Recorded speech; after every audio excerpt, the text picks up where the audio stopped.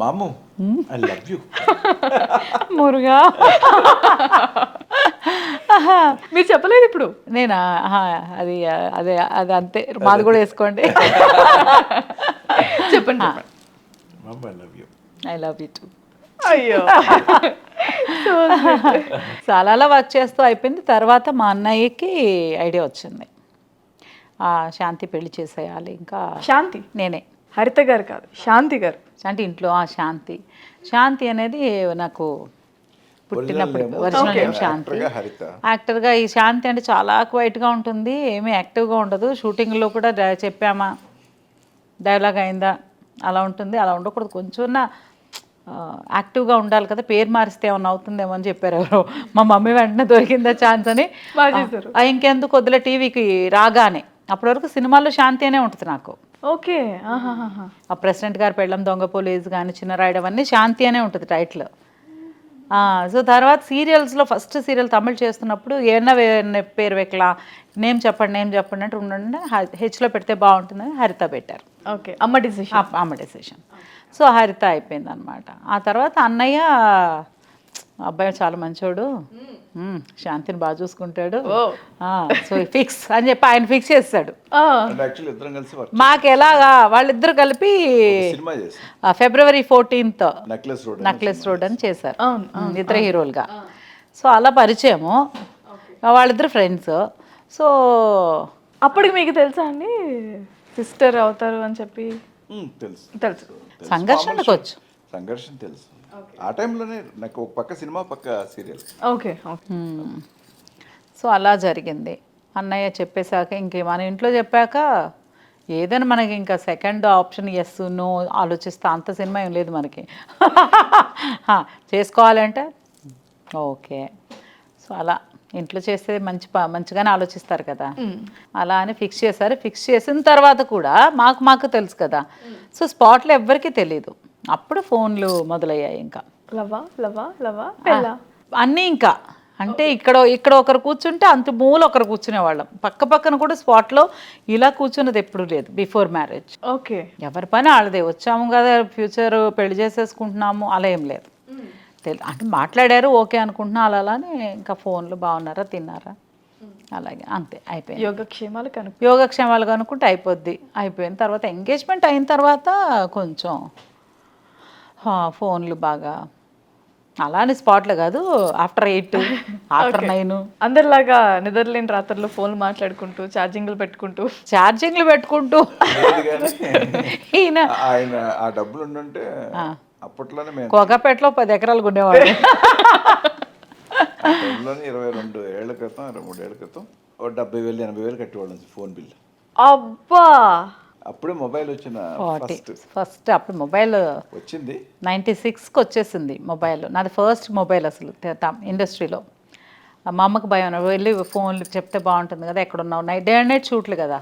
So దాన్ని చాలా జాగ్రత్తగా ఏదో లాకర్లో పెట్టినట్టు అపురూపంగా చూసుకునే వాళ్ళం ఫోన్ని. కాల్ 18 రూపీస్ వచ్చినా మనం చేసిన 8 రూపీస్. తర్వాత తగ్గింది, అవుట్ గోయింగ్ 16, ఇన్కమింగ్ 8 రూపీస్ అని. తర్వాత తగ్గింది, లేకపోతే ఒకటే అవుట్ గోయింగ్ ఇన్కమింగ్ ఏదైనా 16 రూపీస్ అప్పట్లో. అదే ఇప్పుడు ఫ్రీ అయిపోయింది, ఇప్పుడైతే బాగుండేది. ఎస్టీడీ కాల్స్ అన్ని మాట్లాడు, ఈయన ఎస్టీడీ కాల్స్ బూత్లో నుంచి 1000 2000 ఇంకా లక్షలు ఏం మాట్లాడామంటే ఇంకా ఇంకాలోనే డే అండ్ నైట్ మొత్తం గడిచిపోతుండే షూటింగ్. ఆఫ్టర్ ఆ టైంలో ఓపెన్ టికెట్స్ ఉండేవి ఫ్లైట్. బిఫోర్ మ్యారేజ్ ఎప్పుడైనా బయటకు వెళ్ళారా? అంటే లైక్ పేరెంట్స్ తో కానీ లైక్ అట్లా? అట్లా షూటింగ్ అంతే. ఇంకా షూటింగ్ వైదేహి అని సీరియల్ చేసాం, ఓకే, దూరదర్శన్లో. అది పెద్ద హిట్. అది మేము అవుట్డోర్ రాజమండ్రి అటంతా చేసాం. అదే అవుట్డోర్ షూట్ ఇద్దరం అంతే. విడిగా ఎక్కడికి డిన్నర్లు, కాఫీ షాప్స్, నెక్లెస్ రోడ్ అబే అలా అయ్యాక చెప్పండి. అయ్యాక ఎక్కడికి తీసుకెళ్లారు? బరిస్తా. Life long బరిస్తా. పర్ఫెక్ట్. ఫిక్స్ అయి తీసుకెళ్ళాను. ఓకే. నాకు కాఫీ అంటే ఇష్టం. అది కూడా ఎంగేజ్మెంట్ అయిన తర్వాత. ముందు మీరు వెళ్ళర్లేండి తెలుసు. అమ్మా అసలు ప్యాకప్ అని చెప్పిన తర్వాత హూ ఆర్ యూ ఒకసారి స్పాట్లో బాయ్ చెప్పి వచ్చేస్తే అంతే ఇంకా అయిపోయింది. మేడంని చూసిన ఫస్ట్ టైం ఇంప్రెషన్ ఈ మేడం ఏంటి అంటే ఇంటర్వ్యూ కదా, ఇంటర్వ్యూ అయినా వదిన్ని చూసినప్పుడు మీకు కలిగిన ఫస్ట్ ఇంప్రెషన్ ఏంటి అసలు? వెరీ సిన్సియర్ లొకేషన్లో ఆ టైంలోనే మహర్షి వచ్చావు అప్పుడు టైంలోనే ఈవిడ్ని తీసుకొచ్చారు చెన్నై నుండి. అంటే నేను చెన్నై నుండి వచ్చాం, నేను కానీ మహర్షి కానీ వాసు గారి డైరెక్టర్ కానీ మేమంతా ఇక్కడ అక్కడి నుంచి వచ్చి ఇక్కడ సెటిల్ అయిన వాళ్ళమే ఆ టైంకి. ఆ టైంలో అప్పుడు ఎక్కడిని తీసుకొచ్చారు ఈవిడి మహర్షి అడిగాడు, అక్కడిని తీసుకొచ్చారు కదా తమిళమ్మాయ అని. అంటే వాసు గారు ఒకలా కూర్చునేవాడు, ఆయన లేరు పాపం, ఆయన నోట్లో ఒక పాన్ పరాకు వేసుకున్నాడు.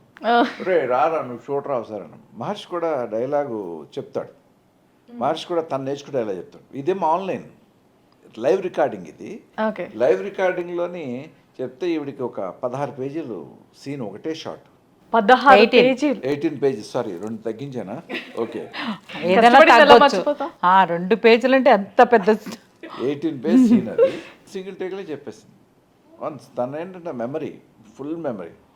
ఎంత పెద్ద డైలాగ్ అన్నా తెలుగు తమిళ్ 18 minutes ఒకటే షాట్. ఒకటే షాట్. బాబా నేను మధ్యలో చెప్పాలి, మధ్యలో నేను చెప్పాలి, వీడు చెప్తుంది వీడు అర్థం చెప్తాను మొత్తం మర్చిపోయాను. వదిన ఆపలేరు. డైలాగ్ నా అంతా ఉంది, మధ్యలో ఆయనకు ఒక లైన్ ఉంది. అయ్యో సో మొత్తం మనమే మాట్లాడాలి, మధ్యలో ఆపి బ్రేక్ ఇస్తే అది ఉంటుంది. ఆ డైలాగ్ వస్తే నాకు నెక్స్ట్ డైలాగ్, ఓకే దాని క్యూ డైలాగ్ ఉంటుంది. ఆ క్యూ పట్టుకుని నేను మళ్ళీ నెక్స్ట్ చాప్టర్కి వెళ్ళాలి. సో అది మర్చిపోయాను నేను. ఓకే అది మర్చిపోతే మళ్ళీ 1 month అదిరా అందునే తీసుకొచ్చాను రా అన్నాడు ఆయన. ఓ అంటే నాకు నేను చదివేదాన్ని కాదు, ఇప్పటికీ నేను చదవడం డైలాగ్ వచ్చు, వింటా. అసిస్టెంట్ డైరెక్టర్ చెప్పమాట మొత్తం ఎన్ని పేజీలు చెప్పు, పేజీలు చెప్తే మొత్తం డైలాగ్ చెప్పాలి. చెప్తా ఉంటే అలా 1 time 2 times. అప్పుడు తెలుగు మనం మొత్తం తమిళ్ చేస్తున్నాం కదా, సో పెరిగిందంతా అక్కడే వేరే. బట్ ఆ తెలుగు ఇంట్లో తెలుగే, స్వచ్ఛమైన తెలుగు మాట్లాడతాం కాబట్టి డైలాగ్స్ విని విని విని విని ఆవేశం. అసలు డైలాగ్ అంటే కుమ్మి పడేసింది అనమాట. చాలా ఇష్టంగా చేస్తారని కూడా విన్నాం ప్రకాష్ రాజ్ షూట్ లో కూడా అదంతా. ప్రకాష్ రాజ్ గారు ఈవిడే కలిసి సీరియల్స్ చేస్తారు అక్కడ బాలచంద్ర గారి. ఓకే ఒకసారి కనిపించి ఒరే కుమ్మేస్తుందిరా, మా ఇద్దరికి పోటీ ఉండేదిరా జాకీ, ఇద్దరు పోటీ పెట్టి యాక్ట్ చేసేవారు. ఆయన ఫస్ట్ సీరియల్స్ చేశారు కదా, తర్వాత ఫిల్మ్స్. లోకి వెళ్దాం. అప్పుడు ఫిల్మ్ చేశాక కూడా మళ్ళీ టీవీ సీరియల్ చేసాం. సో అలా ఇద్దరం అంటే ఎంత డెడికేటెడ్గా ఉండి, నువ్వు ఇక్కడ ఇది చెప్పు, నా ఇంక ఇప్పుడు సోల్రా, సో ఇది ఇది ఇది ఇది అనుకుని మాట్లాడుకొని ఎక్స్ప్రెషన్ లుక్తో సహా ప్రాక్టీస్ చేసి పర్ఫామ్ చేసేవాళ్ళం. ఎప్పుడు చూడాలి, అది చూస్తే ఆ చూపుని రియాక్ట్ అయ్యి మళ్ళీ ఎలా మాట్లాడాలి, ఇంత ప్రాక్టీస్ చేసి వెళ్ళి చేసేవాళ్ళం అనమాట. అంటే ఎవరి దగ్గర నుంచి నేర్చుకున్నారమ్మా అసలు ఈ గ్రాస్పింగ్ పవర్ ఎక్కడి నుంచి వచ్చింది? గ్రాస్పింగ్ పవర్ అంటే ముందు భయం, Yeah, మనకి చేసే పని మీద ఇండస్ట్రీలో చెడ్డ పేరు రాకూడదు, అది మెయిన్. అంత అంటే మంచి పేరు తెచ్చుకోవాలి. మంచి పేరు తెచ్చుకోవాలంటే ఏం చేయాలి, సిన్సియర్గా పనిచేయాలి, చెప్పిన మాట వినాలి. సో అలా అలా మళ్ళీ ఏమన్నా తిడితే మమ్మీ తిడుతుంది, సరిగ్గా చేయలేరా ఇంకా అంటే మా మమ్మీకి మళ్ళీ అక్కడ ఇక్కడ పోయిందంటే అక్కడ మళ్ళీ దెబ్బలు పడతాయి. సో అలా అలా బాగానే అంటే చెప్పింది చెప్పినట్టు అలా నుంచి నేర్చుకోవడము అంతా అలవాటైంది. తర్వాత నేను మా చెల్లి రవళి రియల్ హీరోని కృష్ణ గారితో ఒక ఫిల్మ్, సూపర్ స్టార్ కృష్ణ గారితో తను హీరోయిన్. అందులో నేను పరుచూరి గోపాలకృష్ణ గారి చెల్లెలు క్యారెక్టర్ ఆ సినిమాలో. అక్కడ ఒక సీన్ ఇలా పెద్ద ఫంక్షన్ ఇది జరిగే సీన్ అనమాట. సో నాకు షూటింగ్ ఉన్నా లేకపోయినా నేను మా చెల్లితో పాటు డైలీ షూటింగ్కి వెళ్తా. నాకున్న సీన్స్ అప్పుడు నేను రెడీ అవుతాను, లేకపోతే చెల్లితో పాటు ఉంటా. సో అక్కడ పెద్ద సీన్ జరుగుతుంది, కృష్ణ గారు అలా వస్తే నేను వస్తా. నేను అసలు ఆయనకు పెద్ద ఫ్యాన్ని చిన్నప్పటి నుంచి. ఎలా ఫ్యాన్ అంటే ఏం తెలీదు, అందరి సినిమాలు చూసేదాన్ని. కానీ ఎవ్రీ ఇయర్ మా బర్త్డేకి మాత్రం ఒక సినిమాకి తీసుకెళ్తారు, పుట్టినరోజుకు మాత్రమే సినిమా, సంవత్సరానికి ఒకటి. ఆ టైంకి ఎప్పుడు చూసినా కృష్ణ గారి సినిమాలే వచ్చేవి. మొత్తము పోరాటం అవి ఇవన్నీ చాలా సినిమాలు ఉండేవి, అవే వచ్చి ఆయన చూసి ఎంత బాగా చేస్తున్నారు, ఎంత బాగా అలా అని చూసేవాళ్ళు అనమాట.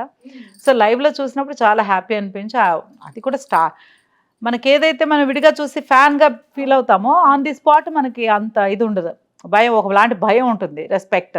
ఆయన వచ్చి ఇలా పేపర్స్ తీసుకున్నారు, ఇంత కట్ట ఆయన మొత్తం ఆ సీన్ బంచ్ ఆఫ్ పేపర్స్ ఇలా తీసుకున్నారు. తీసుకుని అలా చూశారు, ఇలా చూసి ఇలా అన్నారు, ఇలా అన్నారు, ఇలా అన్నారు, ఇలా తిప్పి ఇలా అనేసి ఇలా ఇచ్చేసారు. ఇచ్చేసి ఇలా నుంచున్నారు. అసలు రెడీ స్టార్ట్ కెమెరా అంటే అన్ని పేపర్స్ ఆఫ్ చూసి అలా వచ్చి అలా చెప్పుకుంటూ స్టేజ్ ఎక్కి ఆ స్టేజ్ నుంచి మళ్ళీ ఆ కూర్చున్న ఆడియన్స్ని ఫేస్ చేస్తూ అంత డైలాగ్ చెప్పేస్తున్నారు. ఓహో, అందుకే ఇంత పెద్ద స్టార్, సూపర్ స్టారా, ఓకే అంటే ఎంత అంటే ఆయన డెడికేషన్. ఇలా చూస్తే వచ్చిందంటే మన కాన్సన్ట్రేషన్, మన ఫోకస్ ఎంత గొప్పగా లేకపోతే అది మైండ్లోకి వెళ్తుంది. సో అది నాకు చాలా పెద్ద ఇన్స్పిరేషన్. అంతే, ఇంకా లైవ్ అనమాట.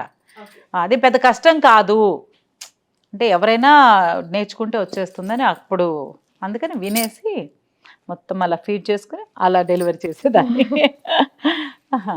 మా ఫస్ట్ రౌండ్లోకి వెళ్ళిపోదాం. ష్యూర్. నీ మనసు నాకు తెలుసు రౌండ్లో ఫస్ట్ క్వశ్చన్ మీకన్నా